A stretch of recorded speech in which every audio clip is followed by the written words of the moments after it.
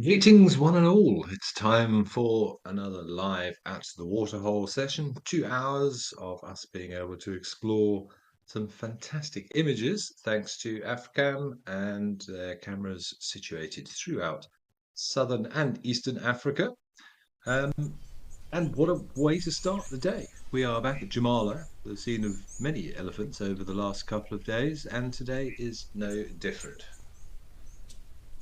But I'm your host for the next couple of hours. My name is Ben Coley. I'll be looking after you, and a very warm welcome to all of you who are joining us today. And hopefully, we're going to take you on a spectacular journey. And if it continues like this, we will all be very, very happy. This is a live and interactive experience, of course. So if you're watching, don't forget to get in contact with us. You can do that by registering on our website, following on the YouTube chat stream, or using X with the hashtag Wild Earth. And I would be absolutely delighted to hear from all of you. We love hearing where you're from, what you're up to, any questions you have about what we're seeing, or anything to do with nature, conservation, and ecology in general. I don't claim to have all the answers, but I will do my absolute best to answer what I can and greet each and every one of you.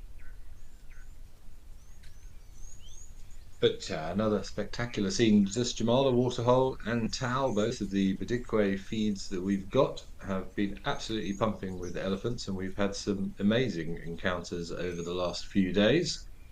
In fact, at many of our different camera locations, Katai Pan, Naledi, and Olifants West, we've seen lots and lots and lots of elephants of late. But what a fantastic family gathering we've got here. Look at the big bull wandering through on the left there.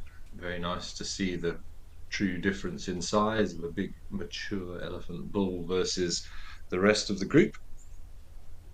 Everybody enjoying a little bit of thirst quenching this morning, and a couple having a little bit of a push and a shove, although I think I will back the one on the left looking at the size difference. So, but nothing untoward going on there, just siblings or related individuals having a little bit of a push and a shove.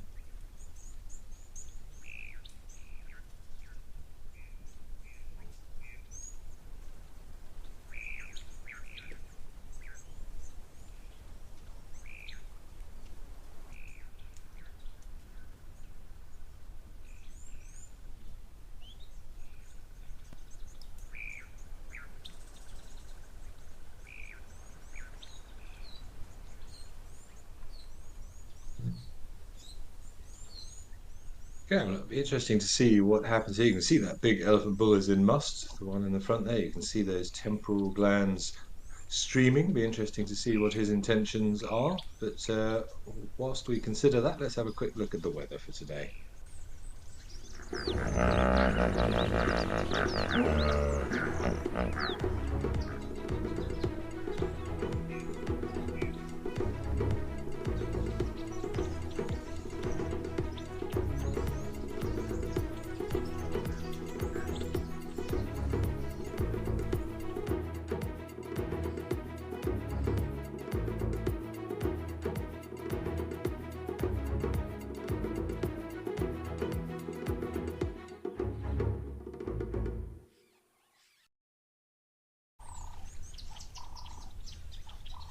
Okay, as always, this time of year, some lovely stable conditions. Temperatures not too hot, in the high 20s, which is a very, very nice temperature.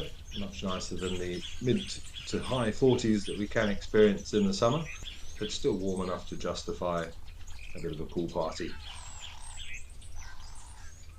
It seems that big bull has moved off. I thought perhaps he was going to investigate a few females.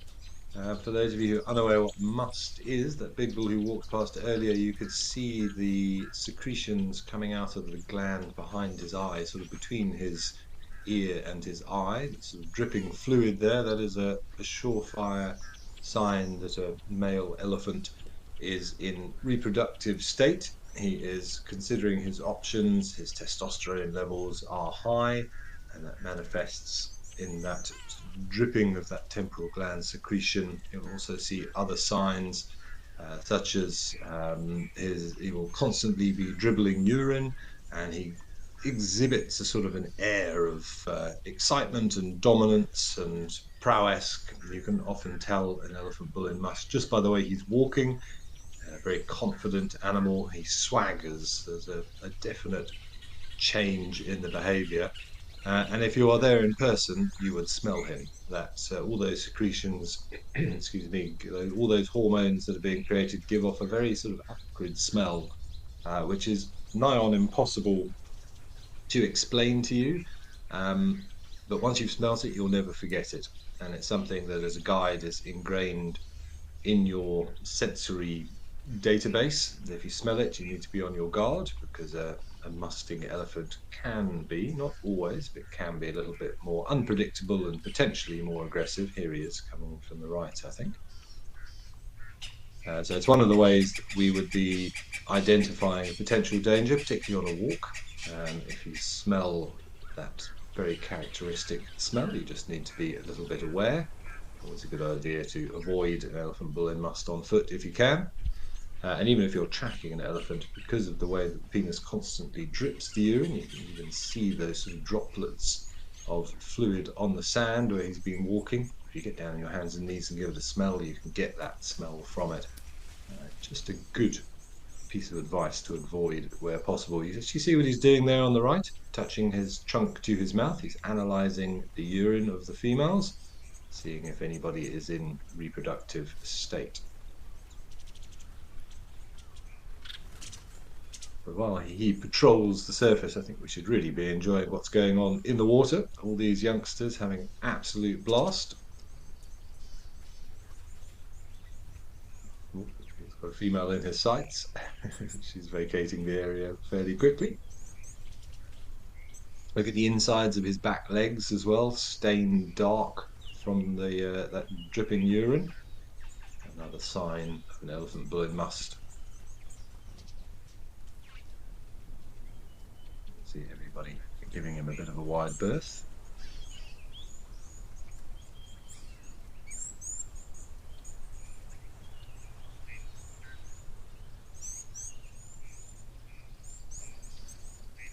We have a few greetings coming through. Zadie's been good to hear from you again. Hooray for all the Ellies. Greetings to myself, the Wild Earth crew, and the chatters, and a happy Monday to you too. I've got Leander in my ear, along with the rest of the team in Joburg, making this possible. Thanks to all of them, and thanks to you for joining us. Joanne Mello, good Monday, Wild Earth and Ben. Likewise to you too. And you're also enjoying this elephant pool party. We've seen a lot of them recently, but say not unusual in winter. Water beginning to become a little bit more scarce as the weather dries out. Winter, of course, is Southern Africa's dry season. Nice stable conditions. Look at that nice clear sky. Perfect evenings for enjoying the stars and the galactic sights. But yeah, very little rain as a rule that falls for sort of 6 months during the winter period, or late autumn and into early spring. And these man-made waterholes, these pumped waterholes, become little oases of wildlife. And elephants needing potentially as much as 150 litres of water a day to drink, they will make very regular forays to here because they're also not getting very much moisture from what they're eating, because the plants are also drying up, conserving any moisture and nutrients they have in their roots. A lot of trees dropping their leaves and generally becoming a lot less palatable during the winter months.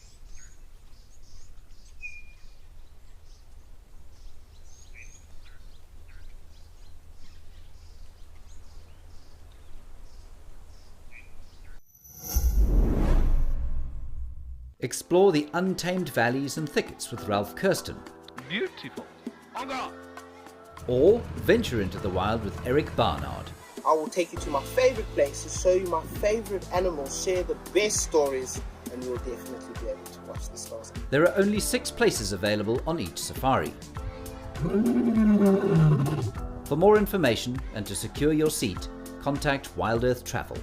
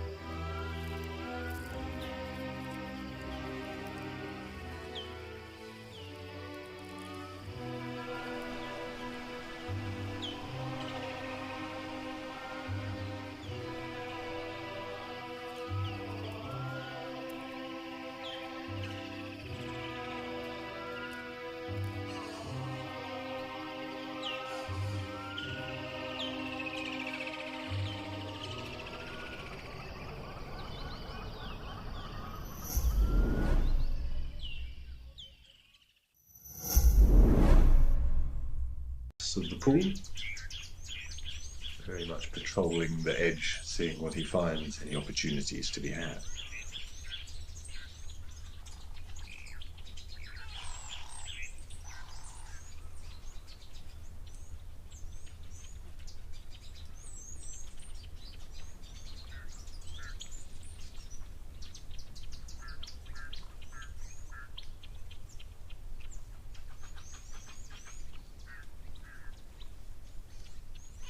His lack of interest in any particular individual leads me to think that maybe he just sort of came to try his luck. Perhaps he was in the area, heard, smelt, saw all this commotion, and thought he would just pop in and see what's happening.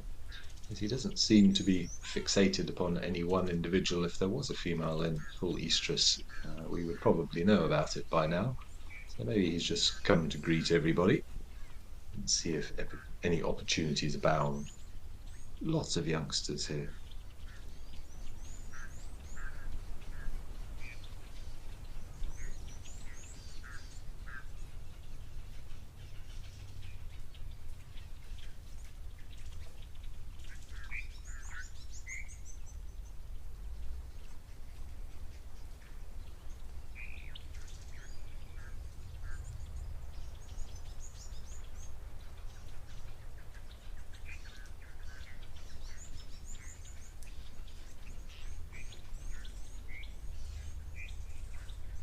Interesting to see his reaction to that other bull behind him there. Just gave him a little look and a head shake, and the other bull instantly showed submission and moved away. No doubt as to who the boss is in this situation at the moment.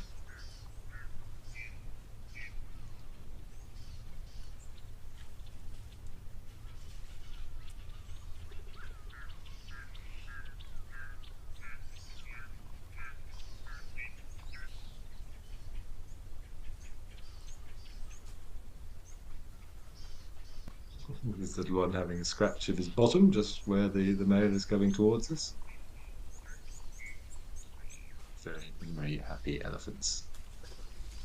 The little youngster got separated there.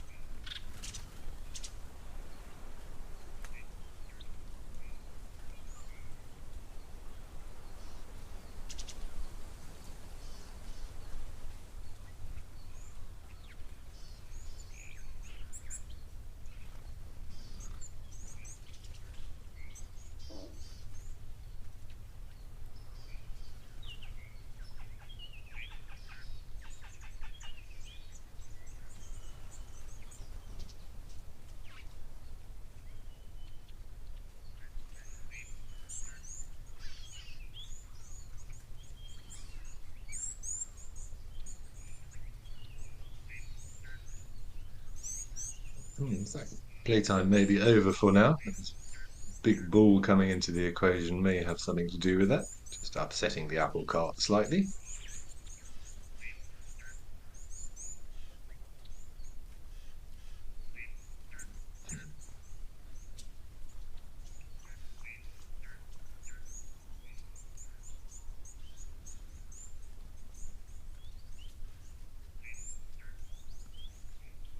Penelope Kenyon, you're right. Those babies are having such a great time. These two looks as if they were standing their ground, and I think interesting to have their trunks up, also analysing the smells that he is giving off. They almost seem interested in what's happening, learning about what's going to happen for them in the future.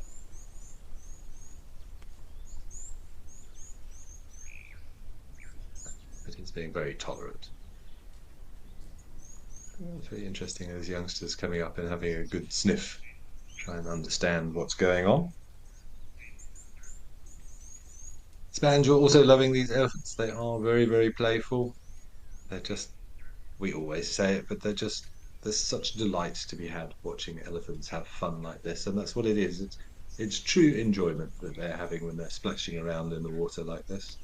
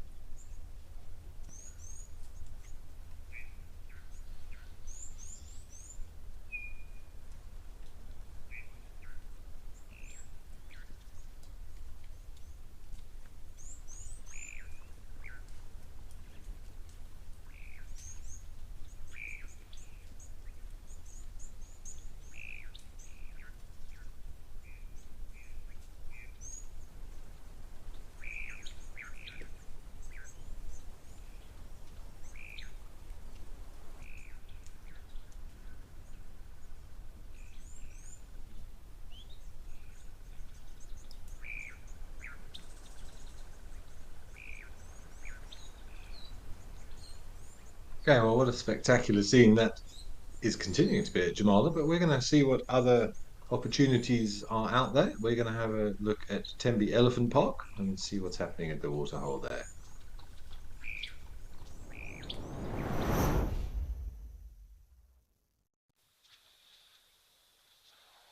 So from one side of the country to the other, from the west to the east, here is that familiar scene, Tembe Elephant Park, much, much greener on the coast there, of course, more moisture. See a few more clouds in the air. And a group of bulls which are enjoying this sort of muddy, potholey area that they seem to frequent very, very regularly. No doubt we'll be enjoying a bit of a mud bath, gaining some minerals from that soil.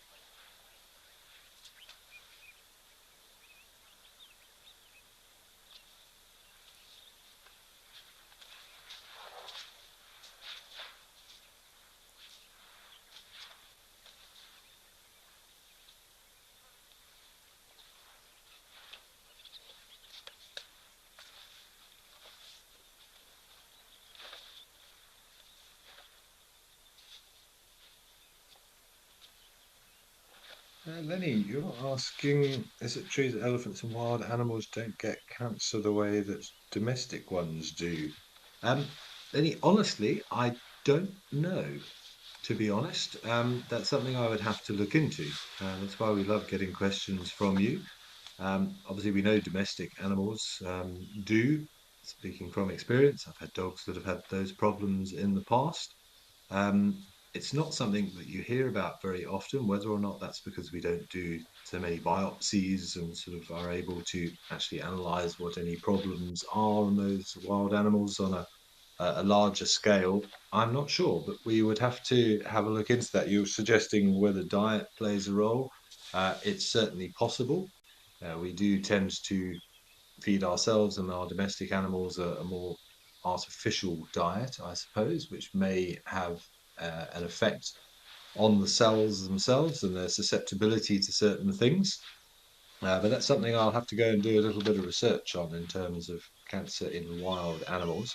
So this is why we love questions from you. Please do keep them coming in because it gives us things to go and read up on, and well, knowledge is power. So it's always a good idea. And there's so much information at our disposal these days that there will be some answers out there. The trick is, of course, finding a reputable source. But there's a lot of research papers, and I'm sure that there are some that exist on this. So I'll see what I can find out. And if I can't get back to you today on it, I will try and report back tomorrow with my findings.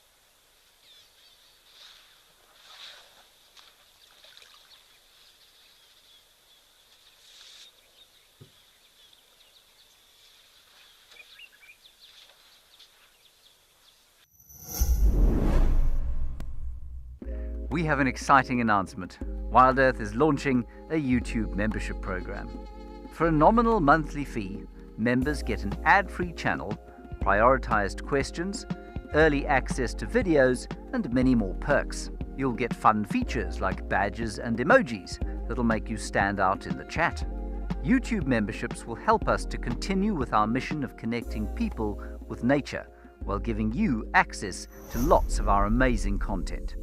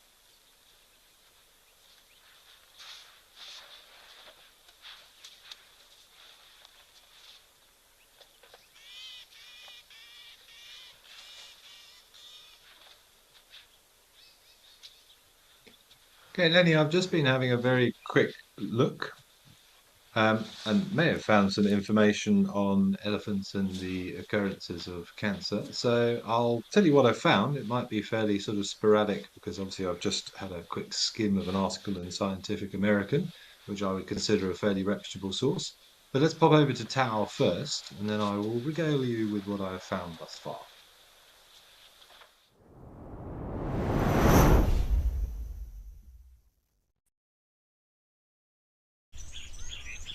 Oh, and there's our crocodile at Tao. Okay, so back to your elephant question. So what I've quickly discovered is that there is a gene that is in all animals, which is known as P53, which helps repair DNA, which is damage caused through replication. So one of the reasons that cancer becomes prevalent in animals is because the more times that those cells are replicated, the more chances that they can be damaged, that they can become mutated, and that is one of the causes of cancer. And it seems that we as humans and many other animals have one of these P53 genes, which creates two proteins which are supposed to help combat that. Apparently, in elephants, there are 20 of these genes, meaning 40 pairs of proteins. So it gives them a far better chance of A, fixing any damaged DNA and or also sort of eradicating those ones to no great detriment to the animal. So it seems that it's something to do with this gene known as P53 that we all have, but elephants seem to have a surplus of it. And it is quite possible that it is that gives them this sort of cancer fighting ability because, yes, as you said, it does seem that elephants do not seem to suffer from cancer very often. So I'm going to do some more research on that, but it's all to do with this gene P53, which prevents mutated cells from turning into tumors, basically. These times where I wish I'd paid more attention in school and chemistry and the like. It's always great to get questions from you guys to help us increase our knowledge base.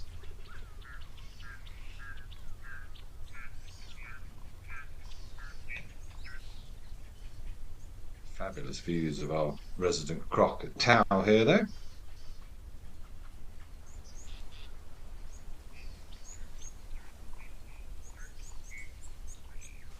Riley K asking if there's a scientific term for when animals self-medicate. Riley K, there probably is. I would just know it as self-medication. But again, I'll see if I can find a specific word to describe that, or if there is one that is eluding me at the moment.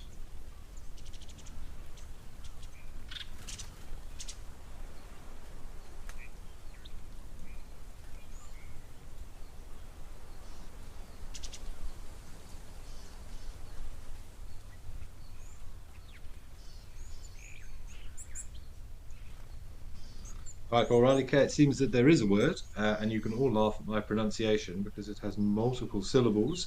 It is zoopharmacognosy. There you go, that's a good one for the Scrabble board. So that's the behavior in which non-human animals self-medicate by selecting and ingesting or topically applying plants, soils, and insects with medicinal properties. So zoopharmacognosy. That's another new word for me. And a 6-syllable word at that.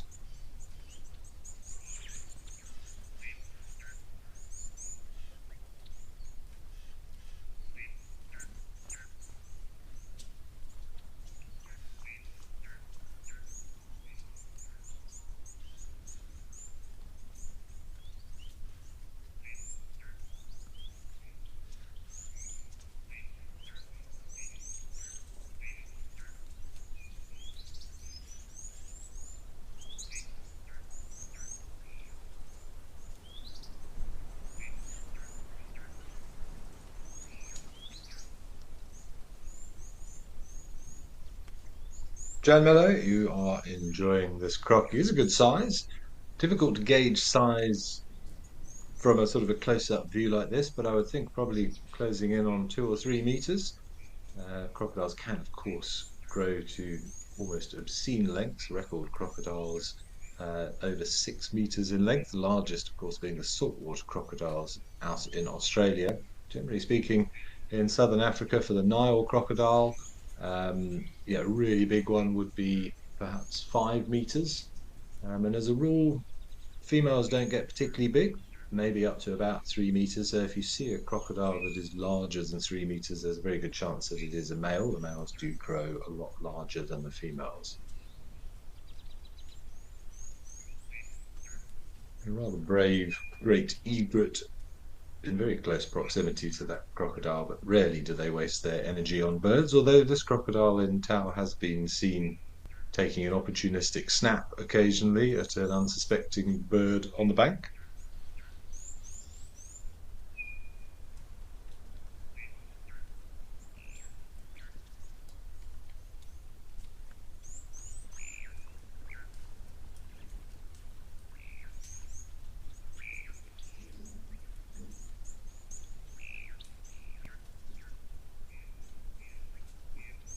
Maybe thought better of it.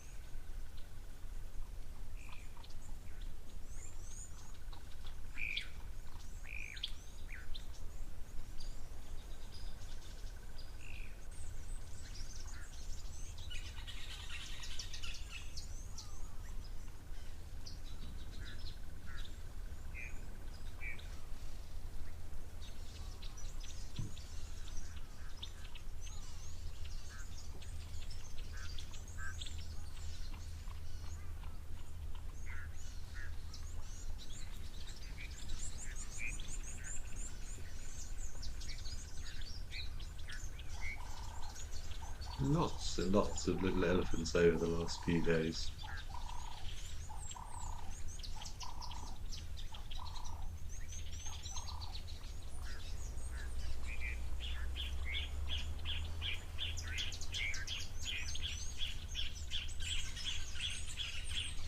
Everyone's struggling to get up at the back. Oh, flop down.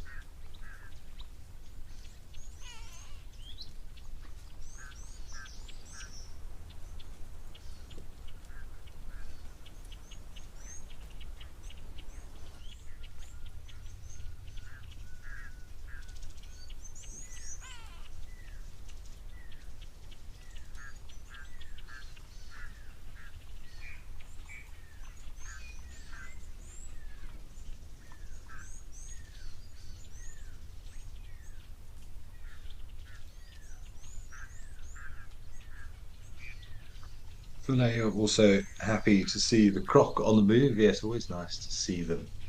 The way they just sort of slink through the water, there's something rather ominous about it all, isn't it?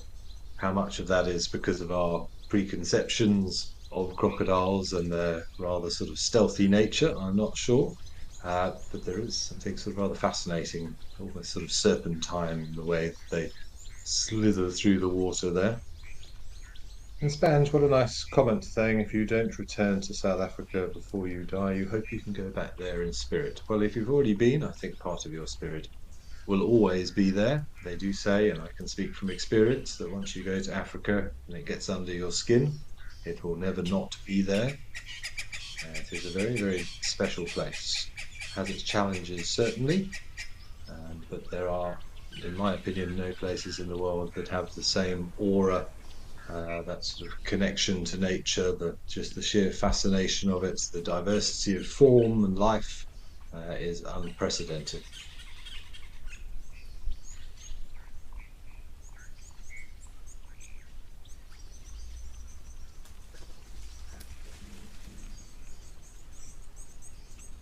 Manual P, that is a difficult question. So you've asked, can I think of examples of how competition between herbivores can promote plant diversity in savanna ecosystems? Wow, sounds like a university question on an exam paper, rather than something to ask a poor unsuspecting naturalist doing a live at the Waterhole show. But let me give that some consideration for a little while. Generally speaking, a multitude of herbivores is going to cause a reduction in diversity. I would have suggested what it can do. Of course, you get annuals and you get pioneers, which are sort of very basic breakdown of plants, and more so for grasses, perhaps. Annuals, ones that only survive for a year, perennials that survive for multiple seasons. Annuals are normally much simpler. They're only designed to last for one season. They're not particularly palatable because they don't want to be eaten. They produce a huge amount of seeds because they are only there for one season. So they've got one season to get it all done and they won't get another chance. And generally speaking, you'll find those annual plants, which are often what we call pioneer plants, on areas that have been damaged, and it's not particularly good quality soil for more complex, advanced plants to grow upon. So I always sort of describe them as the nature's plasters, nature's band-aids, depending on what you want to call them. So if an area has been damaged by overgrazing, for example, you'll get an influx of pioneer species, of annual grasses, of those unpalatable, generally not very deep rooted, not very tall growing plants, because they don't have much time, and they don't have much opportunity to get big because of the lack of nutrients in an area that has been diminished due to some overgrazing, for example, or chemicals or man-made problems. Um, so I'm just trying to think how, I suppose you could say a competition between herbivores, whether they're all eating the same thing. In a perfect world, what you want is a whole bunch of different things eating different parts of the plants and eating different plants. And that should allow for a greater diversity. But if you have too much of one thing, it can cause great damage. Sort of the normal analogy that I would use during training was if you had a field, say 100 meters by 100 meters, and if you had only one cow in there, that area would become very vegetated, and there are certain plants that will prefer not to be eaten, and they will do very well in an undergrazed area. If you were to put 100 cows in that field, that area would become overgrazed, and that would again suit a different category of plants. And if you had the perfect amount of cows, so there's the perfect amount of grazing, because plants do need to be grazed upon or browsed upon to promote sort of growth as well, then that's when you'll get your biggest diversity. So it depends on what's in the area in the first place. But competition, if there's too many of anything, it's a bad thing, put it that way. I feel like I'm rambling slightly on your answer there, Manuel P. But if I come up with something else, I'll let you know. I mean, elephants are a good example of that. If you have too many elephants, they knock over all of the trees, and then that allows the grasses to take over. If you have too many grazing animals and not enough browsing animals, all the grass will be destroyed, and the wooded plants will start taking over.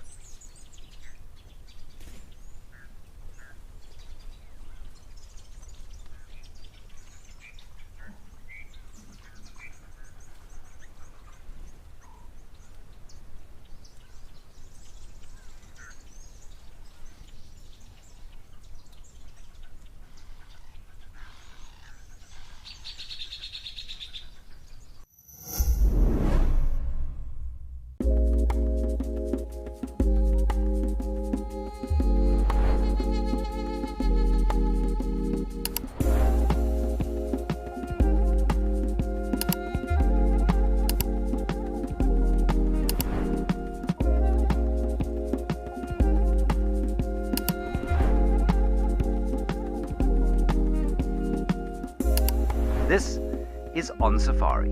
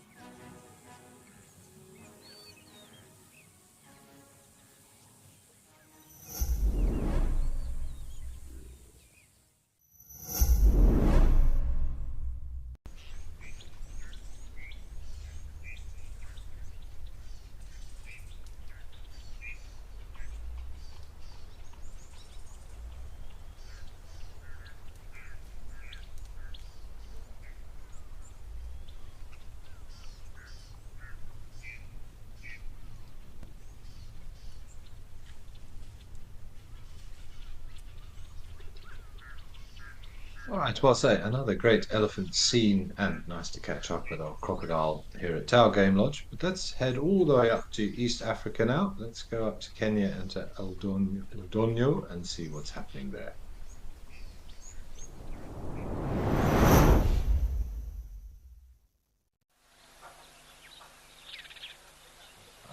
We have a giraffe, a beautiful giraffe bull, considering coming down for a drink, which may take some time, as often. No, not sure. Ooh, maybe we change our mind. Nice flock of oxpeckers all over his neck and his back.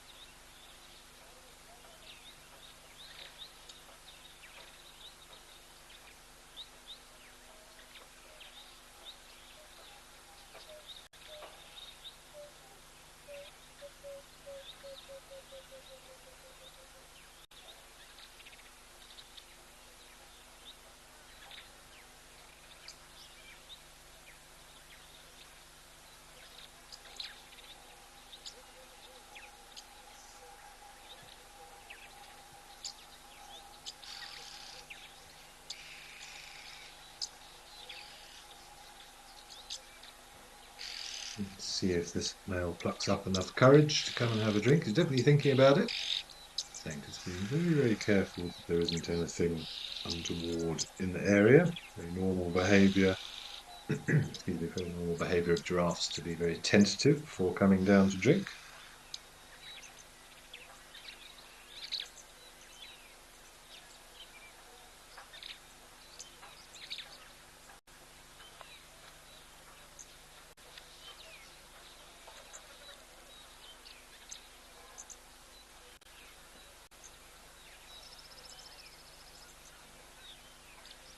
See, Viv P, you're asking why we may have seen a large male baboon carrying a tiny baby in the last couple of days on the Jumadan cam. Viv P, I'm not sure. There's a couple of reasons. It very much depends on sort of the ultimate dynamic of what's happening there. Uh, it could be that he's just being a very doting father. Maybe something happened to the mother and he is sort of taking a little bit of responsibility and ownership um, of the little one, although it's not something that I'm aware of that happens very often. One thing I do know about baboons is that males have been known to kidnap babies and sort of hold them to ransom as part of dominance disputes. So I think, you'd have to look at the whole social dynamic of the troop to see whether that is an issue. If there is any sort of hierarchy issue going on, that is a possibility. That certainly has happened in amongst baboon troops. But I'm not sure. Those would be the two things that spring to mind. I know baboons say not generally well known for showing a huge amount of paternal care, but we do see it sometimes unexpectedly. Zebra stallions have been shown to be particularly doting upon youngsters when something's happened to the mare. I've seen documentaries, not seen it in person, of the rest of the harem moves on and a youngster's been left behind and a stallion has stayed behind with the youngster while his females have disappeared off, which is quite unusual because normally he's very protective over them, but that genetic drive to look after one's investment was very strong in that case. So that is a possibility. Otherwise, yes, I would go with possibly some slightly ulterior motives, perhaps on behalf of that male, trying to curry favour in terms of a hierarchical coup that he may be staging.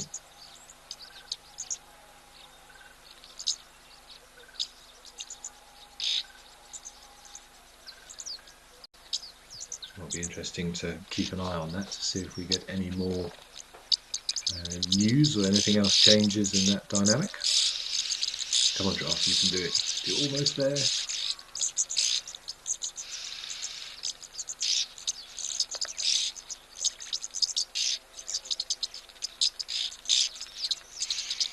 Oxpeckers also taking the opportunity that their lift has now arrived at the water. You see them all having a little bathe down there.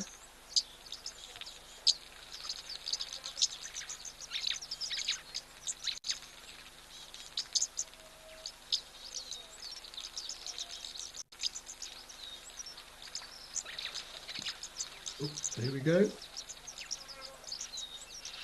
Oh, what a perfect shot. Perfect symmetry.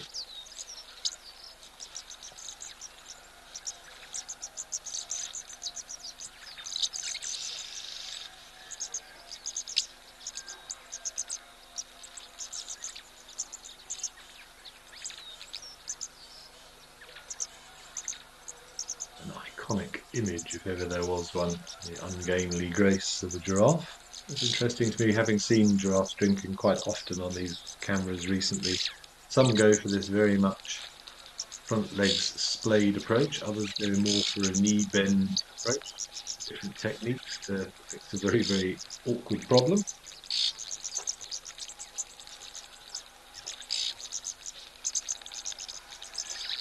Hear that very sort of electric rattle of all the oxpeckers, that kind of noise that they make.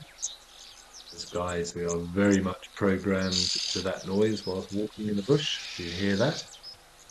It's pretty much a surefire indication of the presence of some animal. Could be a giraffe, could be some impalas, could be warthogs, but might be something a little bit more untoward.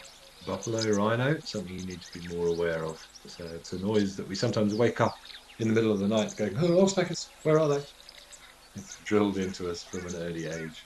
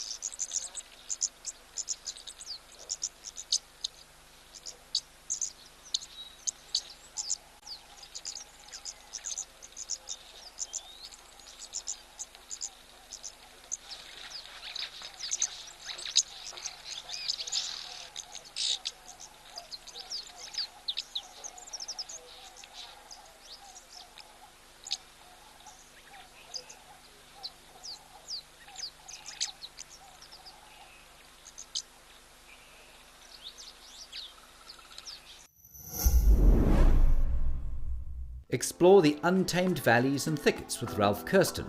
Beautiful. En garde. Or venture into the wild with Eric Barnard. I will take you to my favorite places, show you my favorite animals, share the best stories, and you'll definitely be able to watch the stars. There are only 6 places available on each safari. For more information and to secure your seat, contact Wild Earth Travel.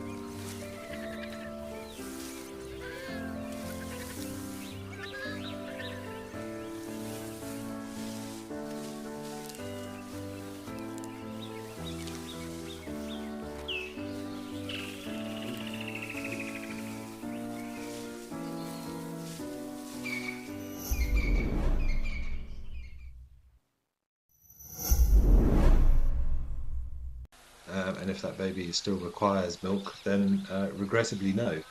It won't survive for a very long period. They also require a lot of other sort of love from the mother, particularly in terms of keeping warm this time of year. If in the cold evenings that we get in South Africa, if that male is not doting upon the little one, which it probably isn't, there is a chance of exposure and other things. So whether or not he will give it back, or the mother will be able to regain it, or if the actual dominant male will be able to reclaim it and cause the other male to return the baby, that I'm not very sure. They're not something I've had direct experience with, but I would think, regrettably, if it is a very young infant, that no, there's a very good chance that it would not survive, unfortunately.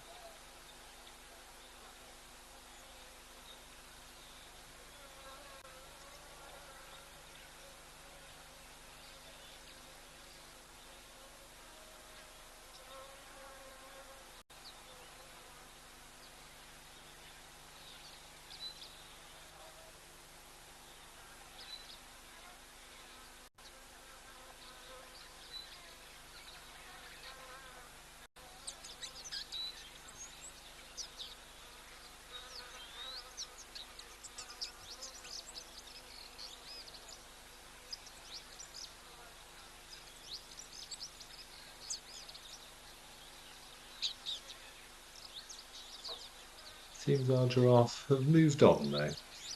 Looked like there was a young female in the background as well, but it seems that she wasn't too keen on a drink.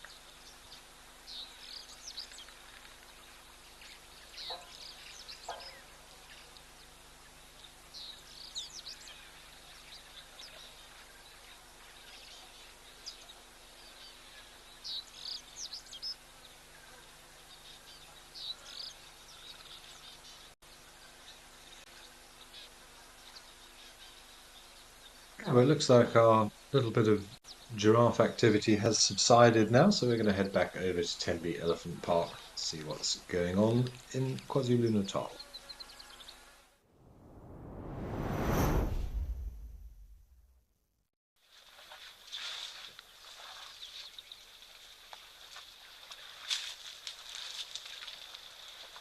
Those four elephant bulls have not moved much from when we saw them a little earlier. One more has joined in the background. Everybody quite content staying close to the water, one enjoying the shade of that. I'm trying to see what that is. Is it a jackalberry or a boerbean tree? Difficult to see from this distance. But a good place to be in the shade by the water. Why not?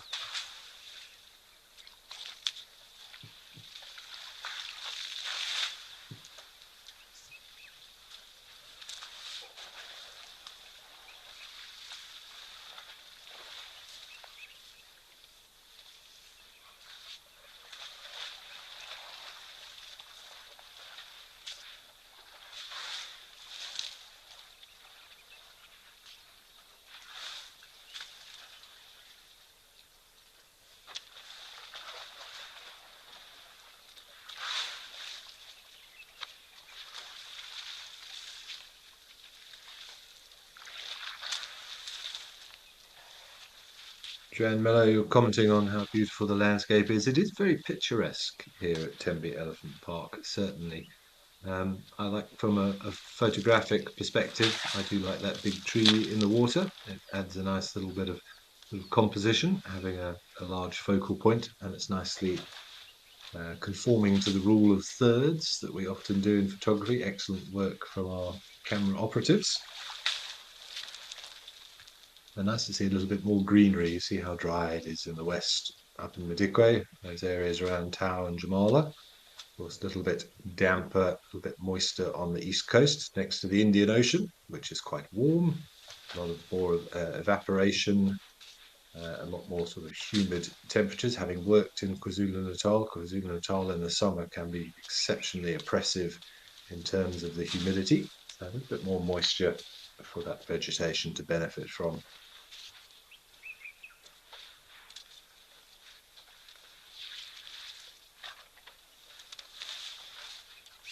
As by asking if elephants have ever lost their trunks to a crocodile. Yes, I believe it has happened, not just in the Just So stories, the Rudyard Kipling classic of how the elephant got a long nose when the crocodile grabbed its nose and stretched it out. That, I don't believe, was the case from an evolutionary perspective.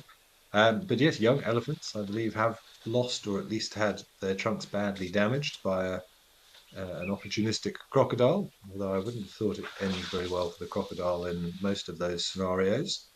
But say, biggest problem for elephant trunks, as we discussed yesterday, is the unselective nature of snaring, which is a horrific problem that most of Africa does encounter a lot of the time, unfortunately, despite the excellent work by all the groups and organizations trying to eradicate them from areas. They are a constant menace and cause a great deal of strife amongst all wildlife.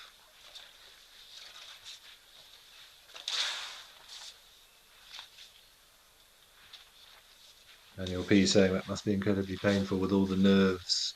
Absolutely, it's like the tips of your fingers. You hurt the tip of your finger. It's one of the most painful things that you can do because of the clusters of nerve endings. I would imagine, yes, to have someone bite your trunk if you're an elephant must be a fairly traumatic experience.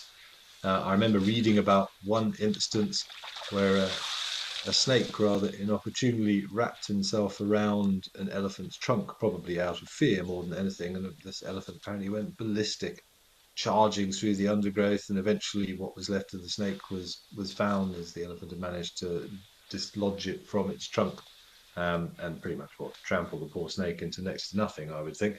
But yeah, elephants do get very, very upset if their trunk is messed with. It's an incredibly sensitive organ that is vital for their survival.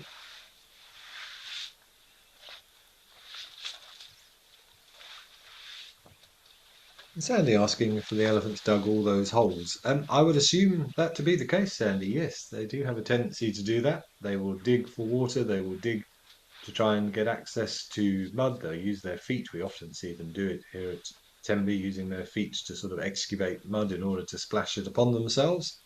Um, but it's not it's not necessarily a destructive thing. That's creating nice little wallows for warthogs, for buffaloes, for rhinos, for other animals to come and use.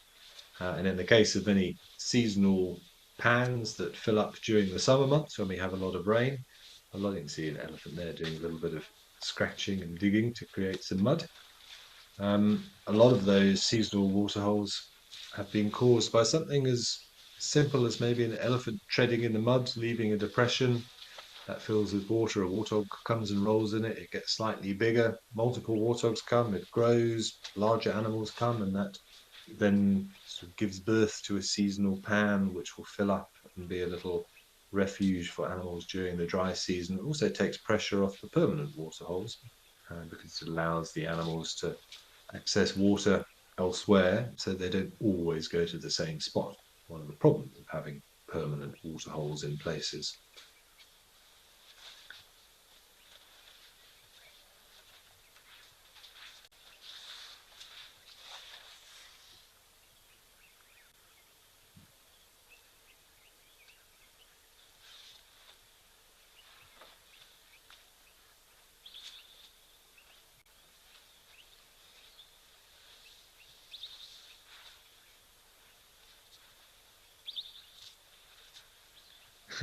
Vinci Tulipao saying you like to think of Africa as how the world used to be before man came along and messed everything up.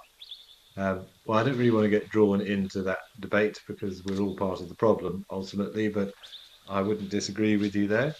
And there is a massive push to try and return the natural world to areas or to the way that it used to be before we messed it up. And we are certainly trying. This came up in conversation with somebody the other day, but the people's awareness of the damage that we're doing, be it from a global warming perspective and just generally our lack of respect to nature, has become a lot more prevalent over the last 10 to 20 years. We at least, or more people at least, are appreciating the impact that we do have on nature and the importance of not doing so. I look back on my guiding career of closing in on 20 years now, and I've seen a definite shift in people's mentality and people's respects towards nature. When I first started, it was more about how close can we get? Let's get the best photograph. It was all about wanting to, I'd say not wanting to disturb the wildlife, that's the wrong thing to say, but there was more of a push to enjoy it close up for what it was, whereas nowadays I get a lot more comments along the lines of, should we be this close? Are we not disturbing the animal? Shouldn't we leave the animal in peace? Are we not, all of those questions and those comments are far more common now than they used to be. I've noticed a definite shift over the last decade or two in people as a rule's appreciation of nature. And certainly, say, coming back to the UK, from when I first left here 15, 17 years ago, the whole push to recycle, everybody's appreciation for the environment is very, very different than it used to be. Far more renewable energy sources. It's a good thing. We are seeing a push. Hopefully, it's not too little, too late, but we can but try, even if it is quite far down the scale.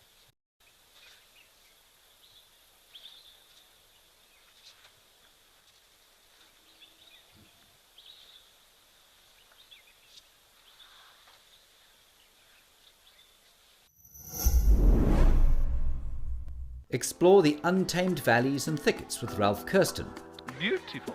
En garde. or venture into the wild with Eric Barnard.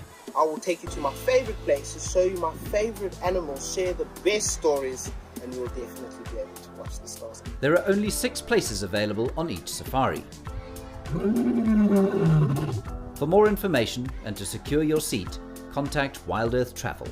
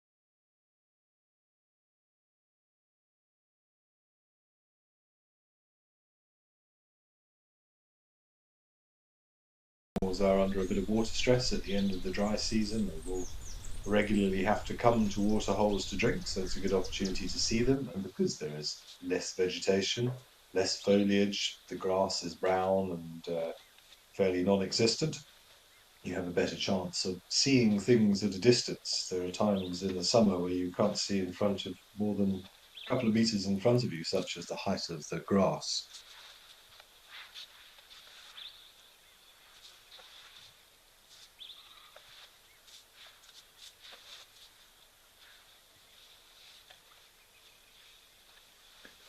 Dark Main Lover, you're asking if lions will ever hunt a full-grown elephant. Excuse me. Well, it's happened, yes, but not necessarily a full-grown elephant. But the most famous example of that, of course, is been up in Botswana a sort of decade or so ago with the very famous pride in the Sabuti Channel that specialised in hunting elephants. They weren't taking full-grown adult bulls, but they were taking young elephants, sort of juvenile elephants. But that was a so it's very much not the norm. A lot of it brought about by the fact that they had so many mouths to feed. That pride, if I recall, numbered over 30. And great if you are a pride of lions numbering 30 in terms of being able to hold on to a territory and all of those social bonds, but that's a lot of mouths to feed. And just taking out an impala, unfortunately, does not go very far. So they were forced to look for bigger prey. It was also very dry up in that area, so a lot of herbivores under some severe nutritional stress and not as strong as they could have been. And there certainly were incidents of that pride taking out juvenile elephants. It was quite the scene. I've watched documentaries on it, never something I've witnessed firsthand, but hours and hours to be able to put down such a big animal, and I would think horrifically traumatic for the elephant. It would not have been a quick death, but certainly has happened. Closest I've seen is the famous coalition of the Mapocho lions. I know four of them at one point took out a young rhino I heard about. It happened not too far from where I worked, not long before I arrived. So occasionally it does happen. Lions are capable of taking down large prey, but normally, say, juvenile versions of those large prey, or taking advantage of an animal that is badly injured or sick or weak for some reason. But hippos, another example, lions have taken out hippos before. But more often than not, if you see them feeding on a big animal, that animal succumbed to some other cause, and the lions are merely taking advantage of a surplus of resources. Elephants do kill one another in particularly aggressive exchanges, as do hippos. I saw lions feeding on a hippo in the western sector of the Sabi Sands many years ago, and that hippo had been killed by another hippo in a bit of an altercation. We also had a dead hippo, I remember, while I was at Sabi Sabi, which had succumbed by rather stupidly picking a fight with an elephant and had got tusked through the chest and died from his wounds. That fed the lions for a couple of days as well, so that is more common.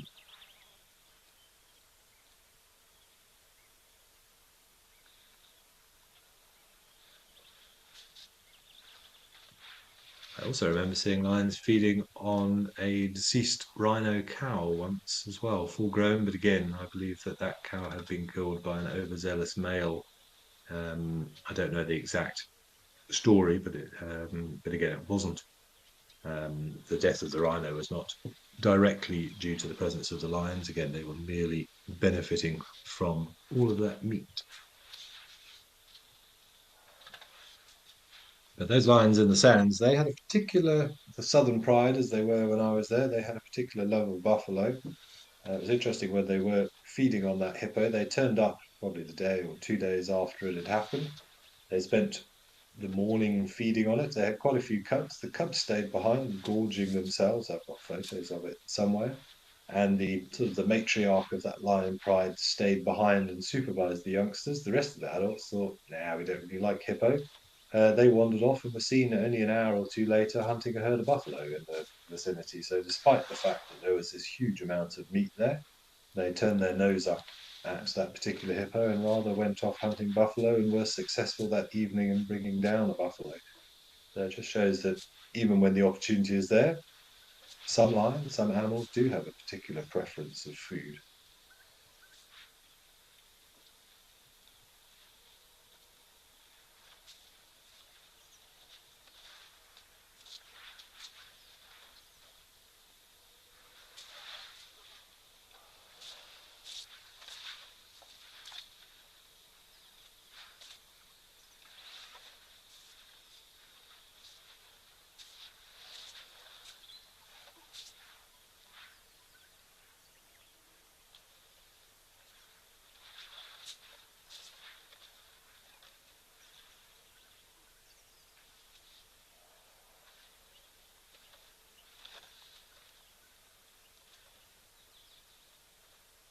Now, as these elephants continue to contemplate the ponder factor, as you pointed out, I still like that, the triumph how did you put the triumph of idleness over willpower? Let's pop down to the west coast of South Africa and see what's happening at Stony Point.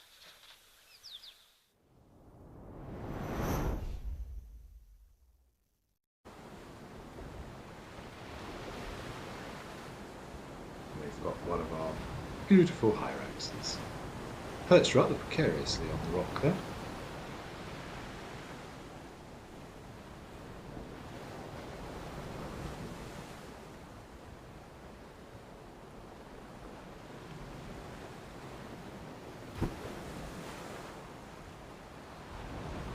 So a little bit camera shy. Other than that, he slipped off. It looked like a controlled dismount. Remember, hyraxes do have those specialised feet, lots of sweat glands on those rubbery paws that they've got to give them extra grip. Oh, there's a little nose, and the way the ball of their foot is designed or has evolved to create this sort of air pocket that when they press it down onto the soil, it forms a little bit like a suction cup. Gives them particularly good grip for jumping around on precarious rock faces.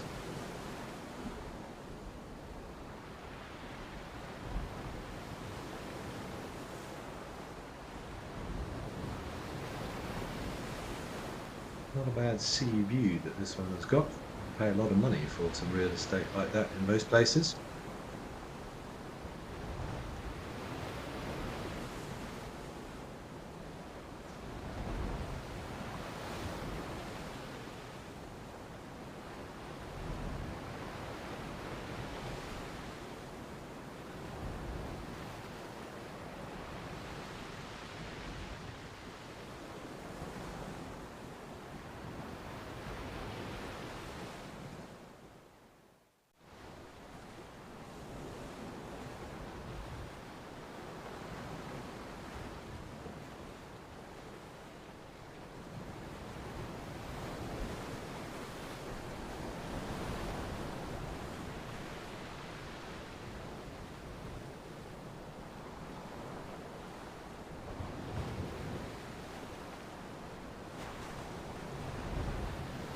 Everyone goes through these little things' minds when they're just sitting there scanning the ocean.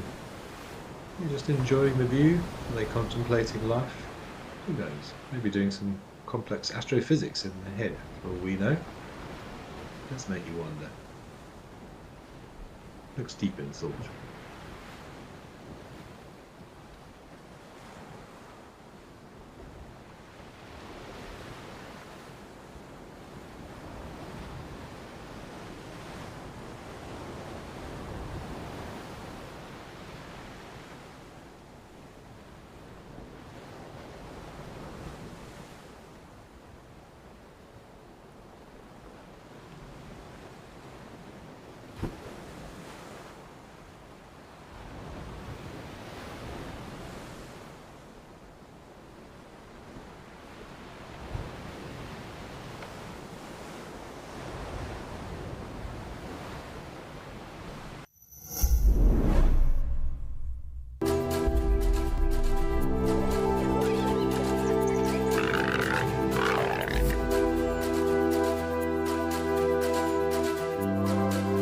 We did have some lions. Cedric's probably going to follow that one.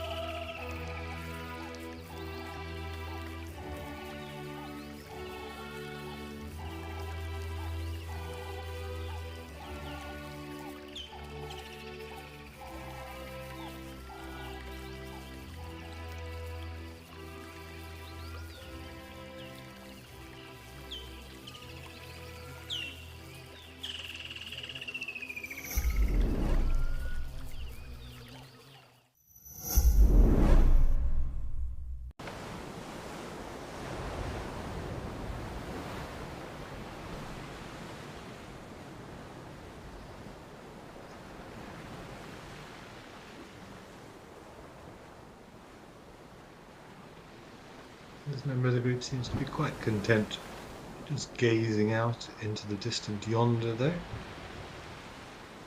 Got himself a nice little chin rest. You spend a lot of time lying around dassies, has to be said, although they can be quite active and surprisingly sprightly. I've seen some of them up in trees because they do feed on vegetation. They're surprisingly agile when they need to be. But more often than not, you do see them sort of lolling around together in groups, helping to conserve body heat. They do like a good sunbathe. Maybe you're doing some bird watching. See some cormorants in the distance on that little protrusion of rocks.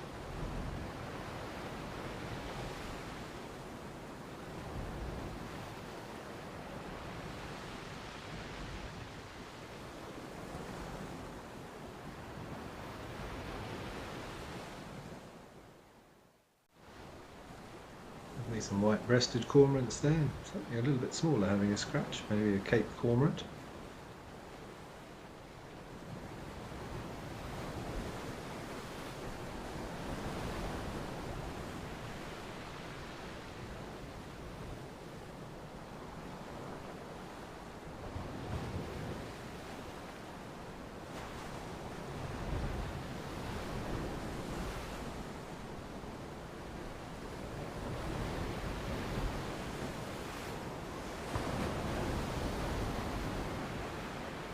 We get Cape cormorants, we get bank cormorants, crown cormorants, reed cormorants, the white-breasted cormorant. There's quite a few to choose from. This one I would say, trying to look the Cape cormorant, which would be nice to see, obviously down in the Cape area, normally has a sort of a yellow-orange patch on its throat. It's difficult to see from here, but I'm not seeing it. I just see a relatively sort of just uniform dark, so I might be tempted to go with the bank cormorants there. We need to have a look at his rump. It's got a little white patch on his rump if it is a bank cormorant, but can't really see from that angle.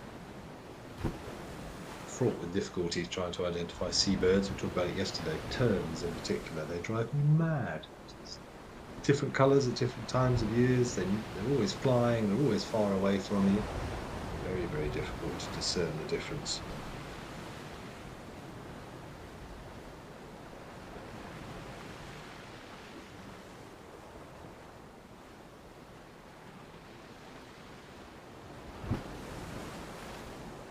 Waves rolling in.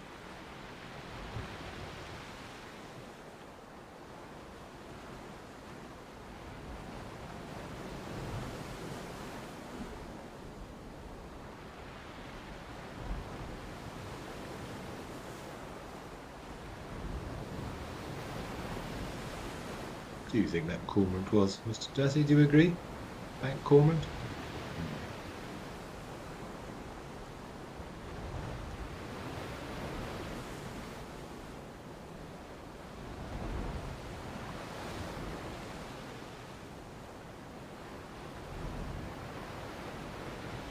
Jan Miller, you were enjoying the sort of vista shots there of the horizon.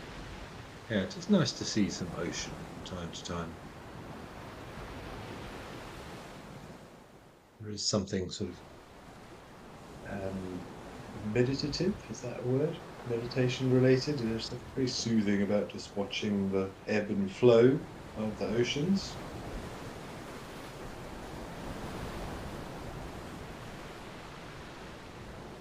So many people are drawn to it, and why the majority of people live close to shorelines. It's a haven for wildlife as well. It's a very interesting ecosystem where the two worlds come together, the water world and the terrestrial world. There's all sorts of opportunities for animals to proliferate.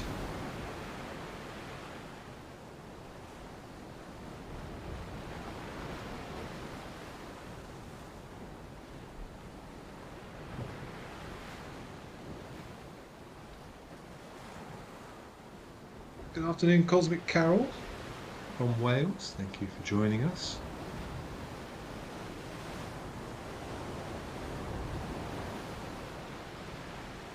Ah, who's that? Oh, a little Egyptian goose popping his head up Periscope. How about those for some nice, beautiful rolling waves in the background? Grab your surfboards, everyone.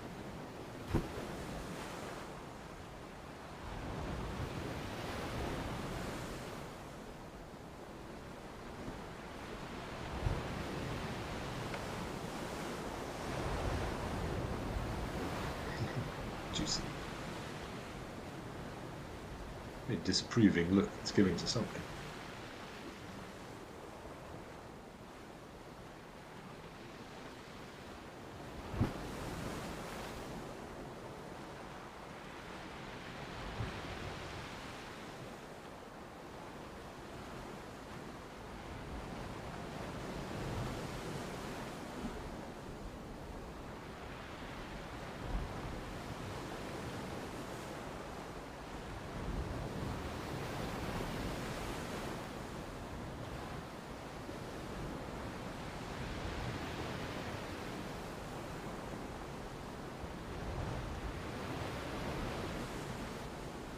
Scary to think about the vastness of the ocean. Of course, 70% of our planet is water.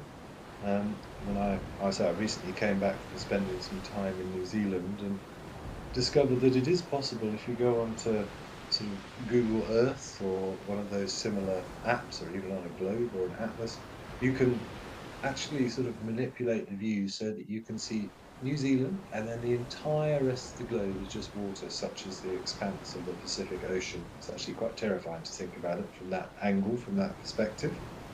There's an awful lot of water here, and we know so little about the ocean depths. We probably know more about the closer regions of space than we do about what goes down there. There's the presence of hydrothermal vents at the bottom of some of these expanses of ocean, where that warm, hot, liquid mantle of the Earth is seeping into the ocean, creating its own little ecosystems. We've discovered a whole variety of organisms that are completely reliant upon that geothermal energy, not reliant at all on sunlight, which we thought for a long time was the driving force of pretty much every ecosystem out there, and may well be where the first life developed, around those hydrothermal vents using the energy there.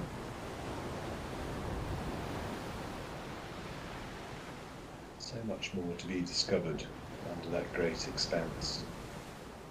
The blue mystery. But very nice to see this Egyptian goose, and I think most of us probably just enjoying the lapping waves behind it. But let's head over to Founder's Lodge and see what's happening up there.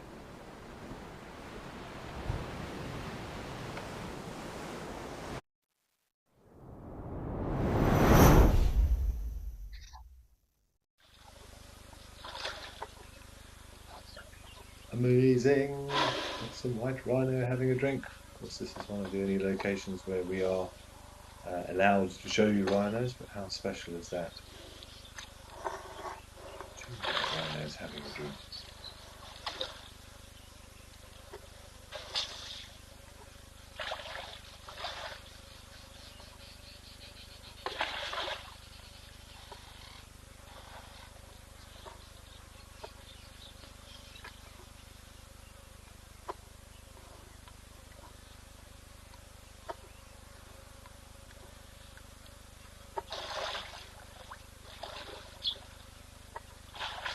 Very, very special to see.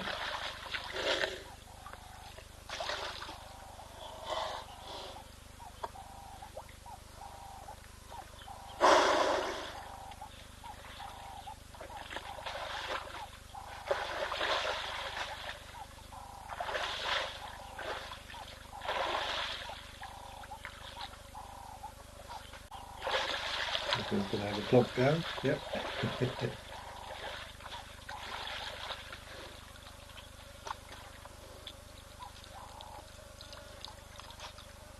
Rhinos do like a good wallow.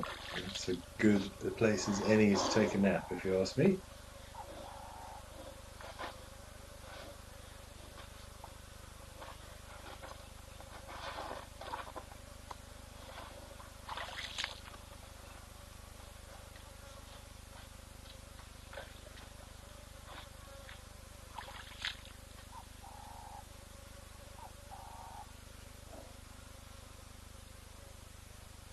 Incredibly special. This is the first time that I've seen live rhinos during my visits here to live at the waterhole. Very special to see. Canine girl agreeing. Great time to pop in and have this beautiful privileged sighting. Well put. glad you were able to join us at this moment.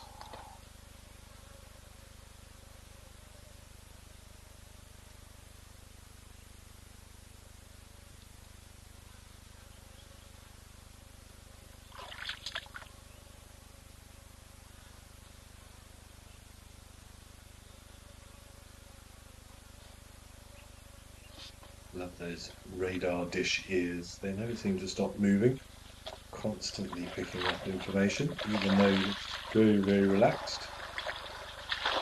Nothing much gets past them.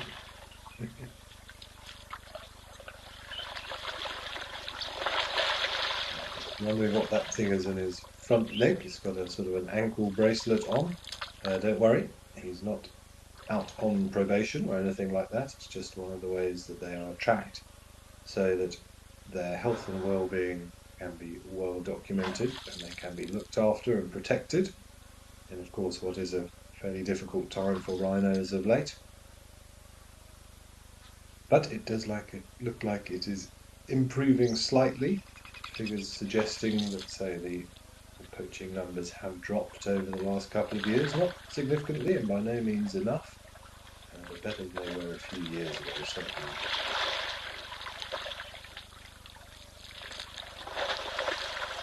Oh, they got the silver.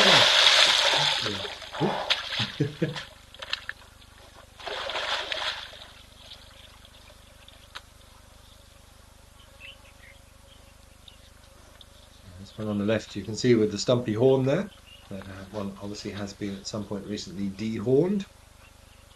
One of the unfortunate measures that we have to go to protect these incredible animals, where they are occasionally sedated and the horn is removed. But unlike an elephant's tusk, which if it's broken will not grow back, or the antelope's horn, the rhino horn will grow back. At I forget exactly how much it grows, maybe sort of a centimetre or two a year. So it's something that does need to be done periodically, just to make them less of an attractive target.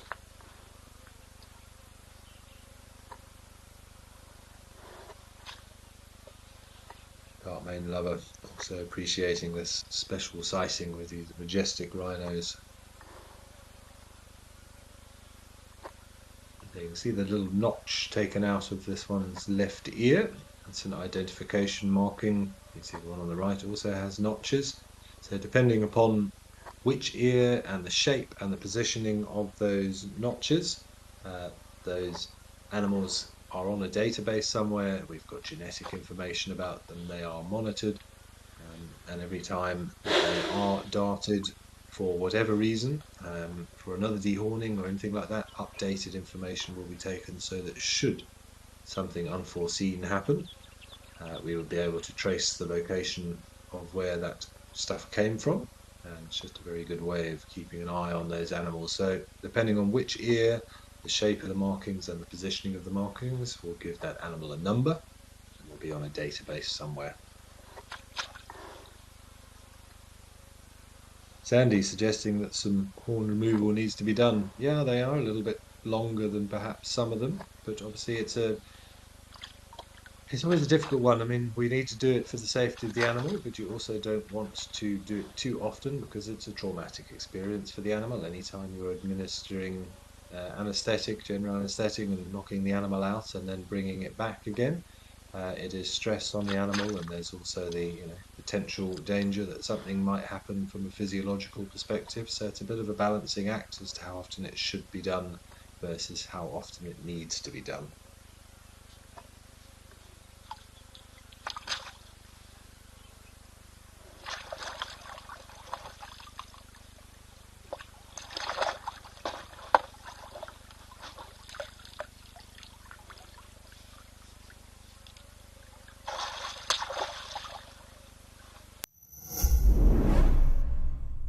Explore the untamed valleys and thickets with Ralph Kirsten.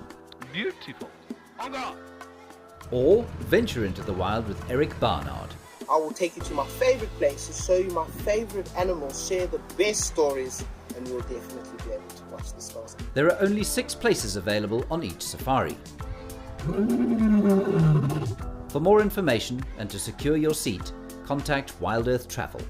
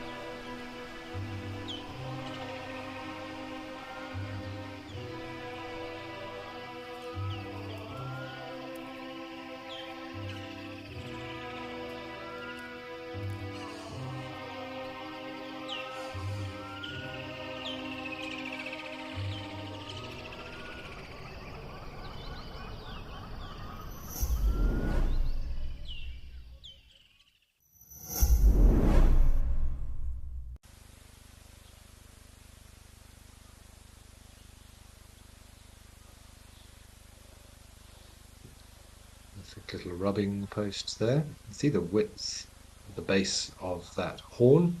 It's one of the ways you can differentiate males and females, generally speaking, although it is a generalized statement. But male rhinos will generally have shorter horns but thicker horns, whereas females will have longer and thinner horns, if they were allowed to get to their full length, of course. Just an adaptation from fighting, so male rhinos will joust each other with those horns in terms of territorial dominance.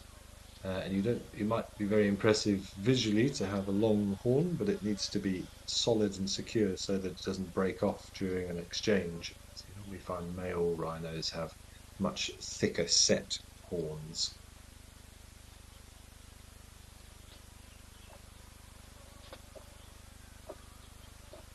You can properly see the reason that we call it colloquially a white rhino, but of course officially this is a square-lipped rhinoceros, as you can see there from the shape of the mouth, whereas the black rhino should be termed the hook-lipped rhinoceros.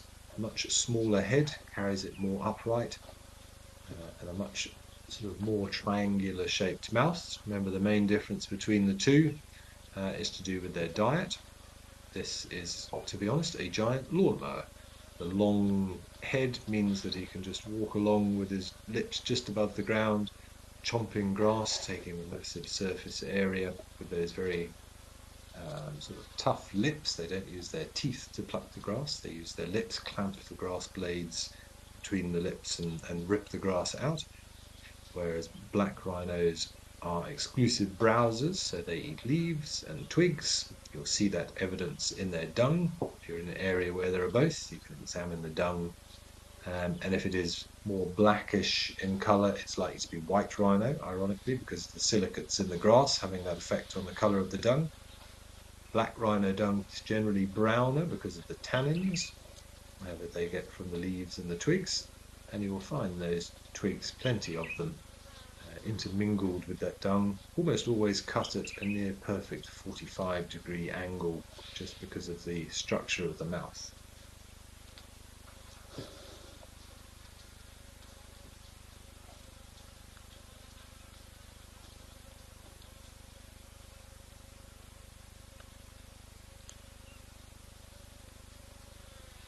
A beautiful image.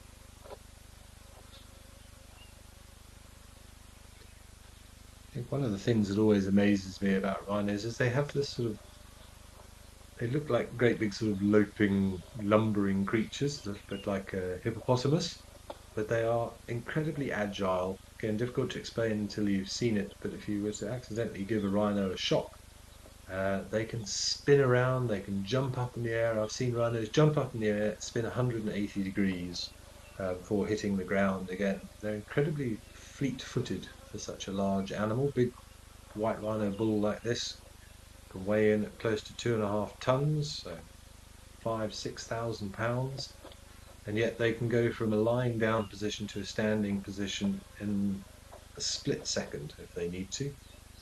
And they can run very, very fast, 45 kilometers an hour going flat out, there or thereabouts, 40 to 45 k's an hour. Much more agile than their physique might suggest.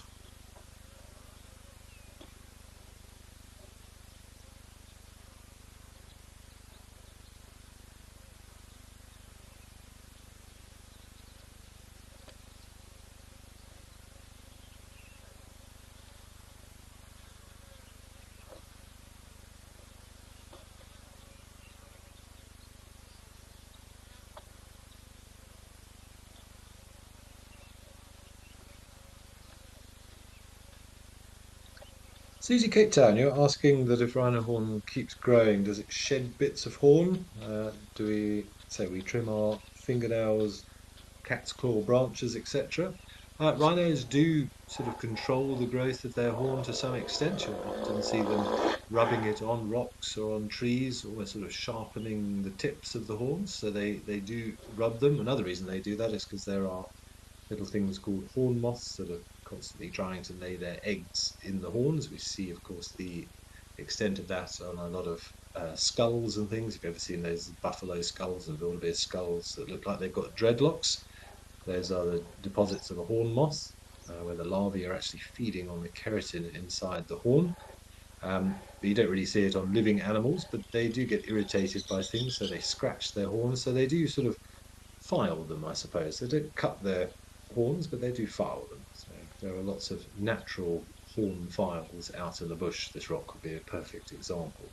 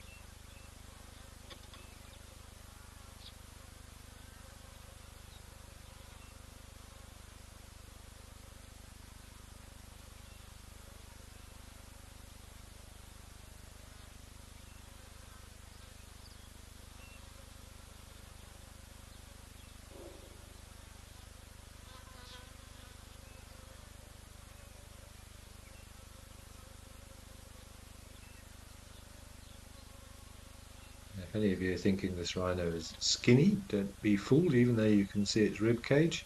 That's quite normal for rhinos. Again, they're often sort of seen as quite chunky, dare I say, fat animals, but there's very little fat on a rhino at all. That is the rib cage coming through, but just incredibly, incredibly thick skin, not much of a subcutaneous fat. That skin in places can be as much as 2 inches thick. That's nearly about 5 centimeters thick, particularly in the area around the shoulders. You can often see, we can't see it now because he's disappeared, but you see that sort of flap of skin, that fold of skin at the base of the shoulder above the front legs. That's the area that takes the brunt of any damage whilst they're blundering through the bushes. Incredibly thicker skin than an elephant, believe it or not.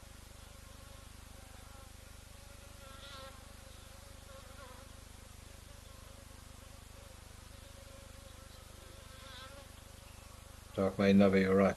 They are very, very special animals. That was a really, truly special experience to have 3 rhinos having a drink there, and that was a beautiful view on top of the mound there. Very, very special.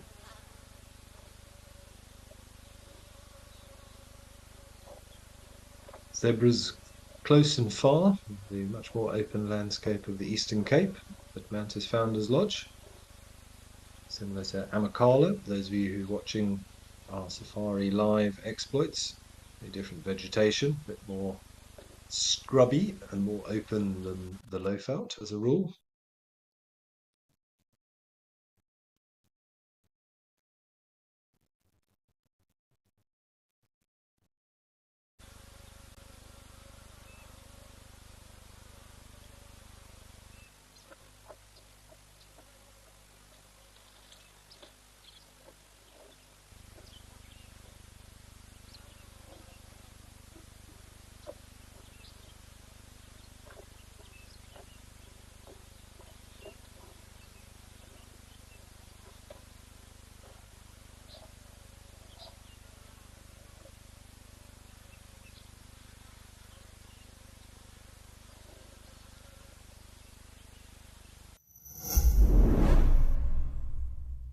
We have an exciting announcement. Wild Earth is launching a YouTube membership program. For a nominal monthly fee, members get an ad-free channel, prioritized questions, early access to videos, and many more perks. You'll get fun features like badges and emojis that'll make you stand out in the chat. YouTube memberships will help us to continue with our mission of connecting people with nature while giving you access to lots of our amazing content.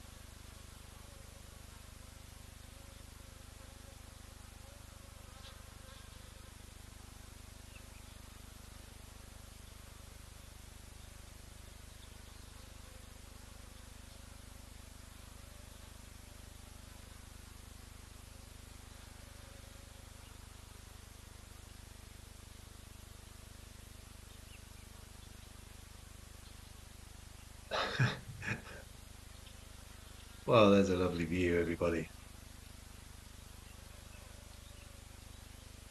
You see the way he's scraping his back feet, so there is obviously a midden there. So it suggests this is the territorial bull of this area. defecating, kicking it open to increase the surface area, increase the smells, all that hormonal information, and also getting that smell on the soles of his feet. So now that he's walking, he's leaving his footprints quite literally for other rhinos to scent.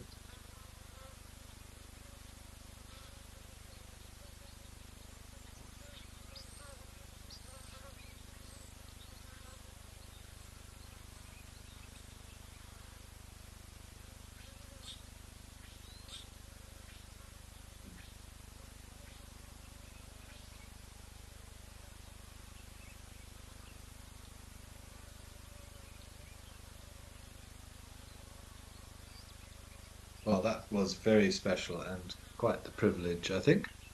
A lovely parting shot that the rhino gave us, but nice to see a little bit of territorial behaviour there, of the scuffing of the feet. We have what looks to be little Cape Starling, Cape Glossy Starling. I believe they've actually recently removed the glossy part for the name. It's now just a Cape Starling instead of a Cape Glossy Starling, which seems rather strange to me, considering its most obvious characteristic is its glossy nature. But bird names are forever changing. And we have lots which are highly iridescent like this. On a nice sunny day, very, very beautiful to watch.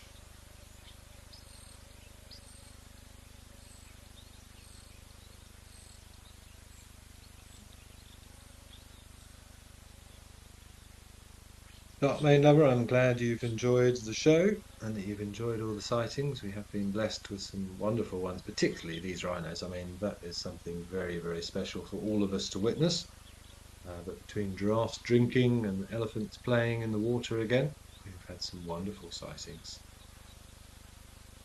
But it is almost that time. We only have a few minutes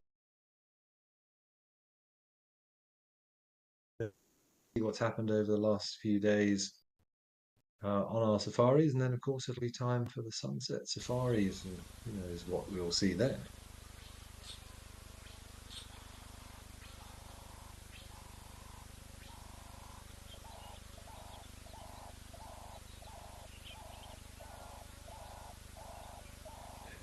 Shimmering beauty of that bird. It's very, very special. Very, very common bird, but we do tend to dismiss them. But when you stop and look at them, they are rather stunning. My personal favourite member of the starling family is I used to be called a plum-coloured starling, now a violet-backed starling. It's an intra-African migrant, so we wouldn't be seeing them this time of year. They're only around in the summer, but they have this rich, iridescent purple colour, which is I find utterly spectacular. People always ask me, "What's your favourite bird?" And there are too many to mention, but one that always springs to mind is that violet-backed starling, as the name suggests. It's just such a vivid colour when you see them.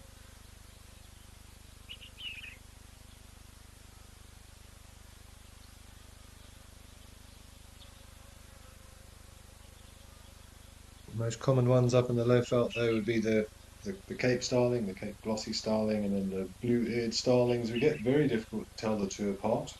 Cause great debate between many guides as to which one of the two that they are. Generally, the greater blue-eared starling to me has more of a greenish sheen to it, as opposed to the glossy starling, which has more of a bluish iridescence. But very, very hard to tell the difference, but very different calls. So another example where knowledge of bird calls is key in terms of identification.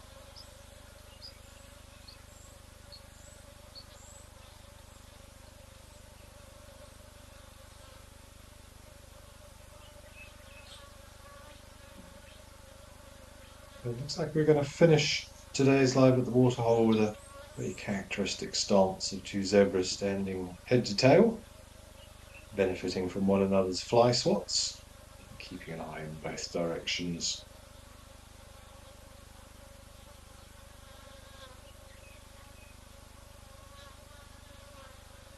But we are almost out of time. We're down to the last minute or so. So to all of you who have joined us, I hope you've enjoyed the show as much as I have. I'll be back again tomorrow, 12:30 Central African time for another 2 hours.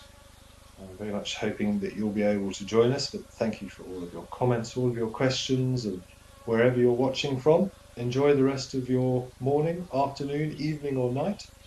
And don't forget to stay tuned to see what's happening on the afternoon safaris very, very shortly.